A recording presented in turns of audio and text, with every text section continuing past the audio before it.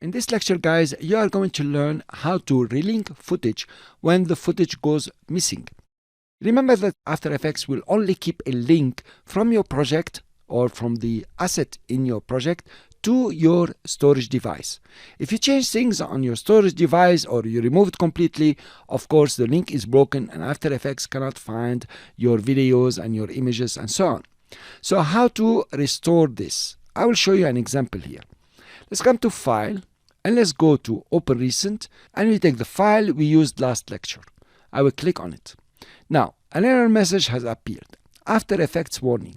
12 files are missing since your last saved project. You just click OK, and then you notice that the missing files have a placeholder that looks like the TVs in 1960 or 70 when the colors started. To restore the link, you just right-click on the file itself and you go to Replace Footage and you save file.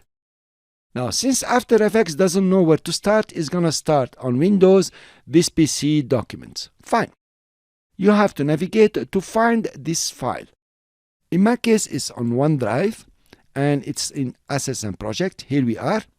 Then it is inside Assets. Remember that we're looking for the file Aerial View Forest. So I'll click on it only and I will say Import. Here you are. Now notice exactly what's going to happen. It did not only replace the Aerial View Forest that I was looking for. It tried also to find all the other files where the name matches. Only the name is matching, not the time, not the size, nothing. Only the name. And actually it found them and it has replaced them. So you click OK and here you are.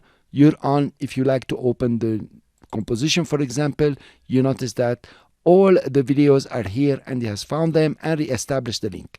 Remember to come back and say File Save so you can save these links again. If you close without saving, then the link disappears again. Cool, guys. So this is about relinking your footage. Thank you very much for listening. I will see you in the next lecture.